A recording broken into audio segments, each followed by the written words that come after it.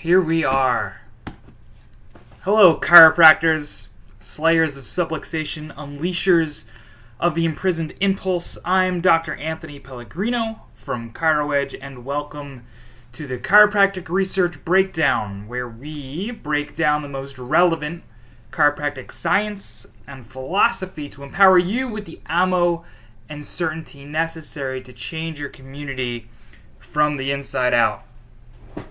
I used to have a line in there that was, each week we break down the most relevant chiropractic science and philosophy. And if you are somebody who follows this podcast, you know that has not been the case recently. And for that, I apologize. I apologize for being crappy. Many of you guys have reached out to me personally, emailed ChiroEdge, texted me, etc., asking what the heck is going on with the CRB, what's going on with the podcast, why is this not coming out, being encouraging and letting me know that you value it, you get a lot out of it, and I want to thank each of you guys who have done that, reached out to me personally. I love doing this podcast. I really do. So I'm going to kind of go through some changes that I'm going to make to just make it better, make it more consistent, and just be me. Alright, so if you don't like me, that's fine. Then don't listen, because it's just going to be more me. Anyway, so apologize for being crappy. The reason, honestly, that I haven't put out podcast is because I was trying to just make it be this really specific thing with like all this structure where I wanted to go through like 3 articles a week, and that's all good and that's all great, and structure's awesome and really cool. And some people, like when I listen to podcasts, a lot of times I like structure, but it just doesn't work for me in the way that I produce. There would be some times when I would have a really good article for the ChiroEdge service that we would make, and I'd be would go talk about it, and the article itself in text form was great. We put it out to the community. It did really well. But when talking about it, it just didn't really make like my heart sing. So I would kind of like, honestly, I'll use the word, I would half-ass it and get through just to have that content out. And there's sometimes I pressed publish on the podcast, and I was like, man, I just don't feel good about that.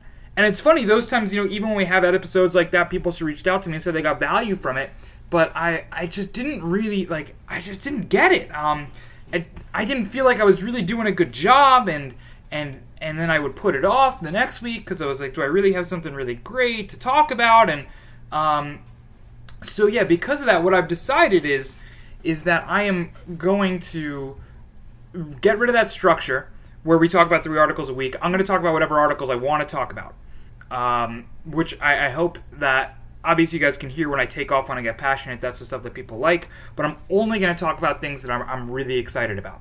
I'm going to talk about something hopefully every week, but I'm only going to talk about things that I'm really excited about.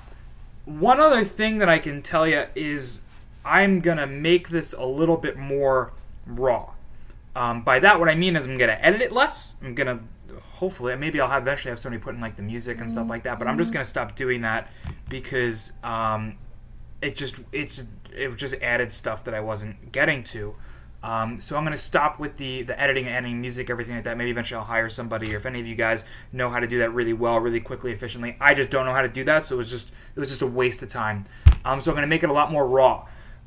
I'm going to record everything in one shot. As you guys see the microphone here, I'm also recording the audio here, but I'm going to try to do some Facebook Lives with it as well, depending on wherever you guys kind of get your content from, whether it's Facebook, whether it's live, whether it's audio, you listen in the car, whatever it is, we'll have it there for you. Okay, so if you're somebody who usually listens to the podcast audio, this is actually we're recording. We're going to have that out later today. And when I mention raw as well, so the topics we go through, the actual things that we talk about, we're going to do that. We're going to just go that all the way through. and sorry, I thought my laptop died for a second. That would have been a problem. We're going to go all the way through, and we're going to focus a little bit more on mental health. I am really passionate, beyond passionate, about chiropractic and mental health. For personal reasons, for many reasons, and I'm probably going to go a little bit more into that, let you guys know a little bit more about who I am and what I stand for personally. And I'm pretty, I don't have a very good filter, so because of that, on the audio, I can't promise anything live, sometimes I just get into it, but on the audio format, if anything's ever not safe for work or something I don't want you to necessarily listen to,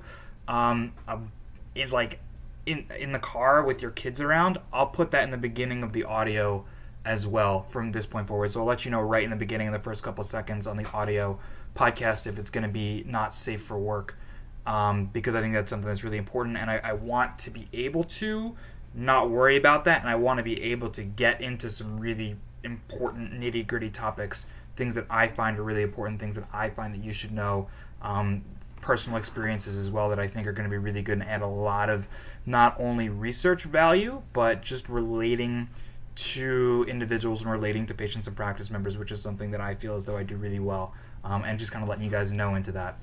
Sometimes I'll probably do interviews. Sometimes I'll go over other practice topics besides research. Like I mentioned, there's going to be less structure. So I'm not going to be, and this is my promise to you, I'm not going to be wasting my time talking about topics that I don't feel passionate about. And honestly, I'm not going to be wasting your time putting out content just to simply fill the airwaves and fill the spaces. If it's not something that I'm really excited about, we're just not going to talk about it. I really love and I appreciate each and every one of you guys, especially those who have reached out and with words of encouragement over the last month or so that we haven't produced anything. Some of you guys let me know that this is very, very valuable for you, and that's something I've kept in mind, and why I kind of went back and looked at things and made sure that everything we did in the future was going to be awesome. All right, so we're going to talk about one article today. If you guys are ready to actually talk about research, this is why you're here, right? Not just letting me hear me ramble about things that I did that were crappy, what we're going to do in the future. So we're going to talk about one article today. It's from the European Journal of Pediatrics. And I'm actually talking about, I just mentioned mental health. We're going to jump into this. I'm really excited. It's called Association Between Psychological and Social Factors and Spinal Pain in Adolescence. I mean, this is actually huge, right? Because a lot of times, obviously, you guys know it's not just about pain and chiropractic, but if we can look at and understand that pain, for example, especially spinal pain, which we know, I mean, you could take out the principled, you can get like somebody from National, and they'll say, oh, spinal pain in adolescence? Yeah, that seems like something we could work with. And it's like, well, not even take the neurological component. Let's just look and see what's correlated, right?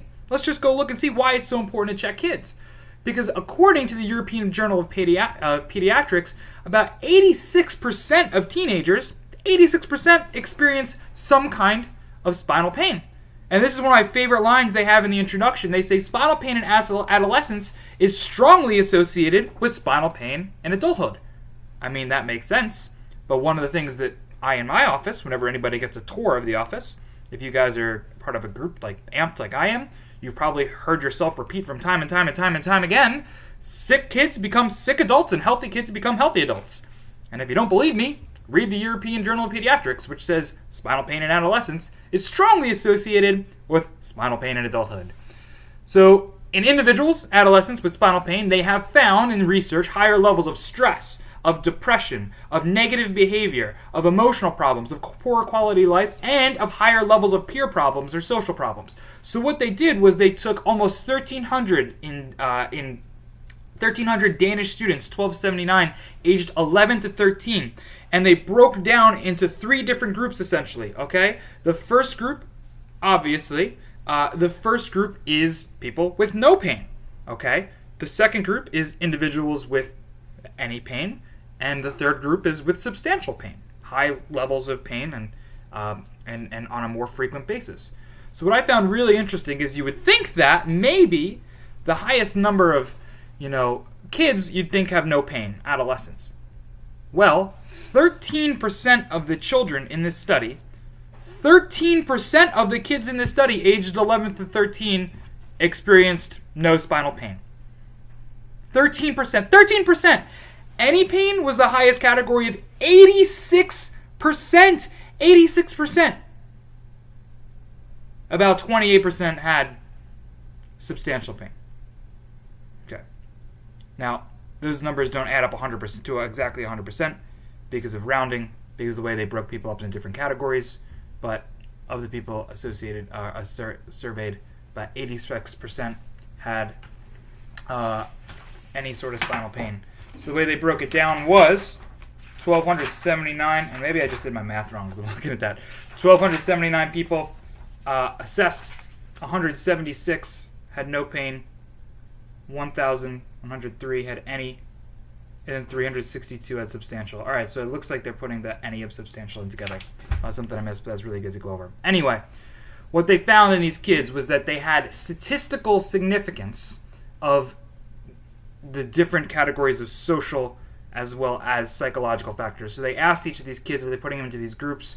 They used questionnaires to assess psychological factors like mood, nervousness, difficulty sleeping, and things like loneliness. So the different categories, what they had was low mood, bad mood, nervousness, difficulty sleeping, loneliness, and whether or not we feel as though our other pupils accept us as we are. All right, here's the deal. There's statistical significance of people who had any pain over no pain at all. So if you experienced any spinal pain at all, you were statistically significantly more likely to have low mood, bad mood, nervousness, difficulty sleeping, loneliness, and believing that your other pupils accept you as you are.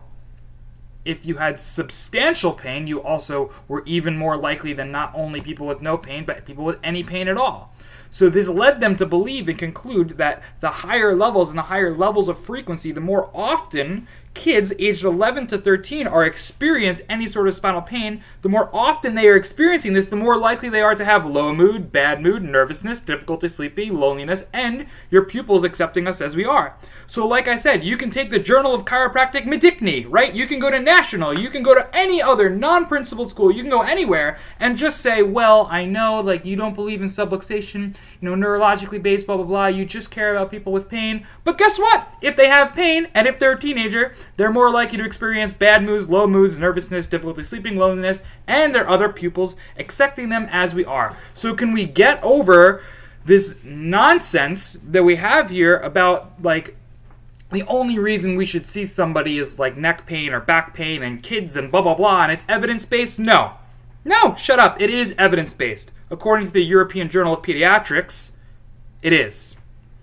Anyway, I missed you guys. I missed this. I really did.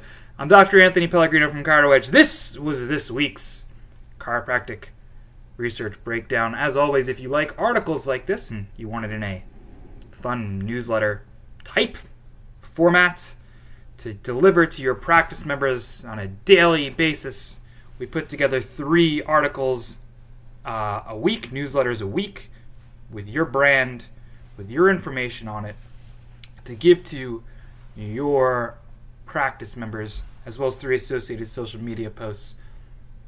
You can get a 2-week free trial at chiroedgemedia.com. No credit card necessary unless you want to.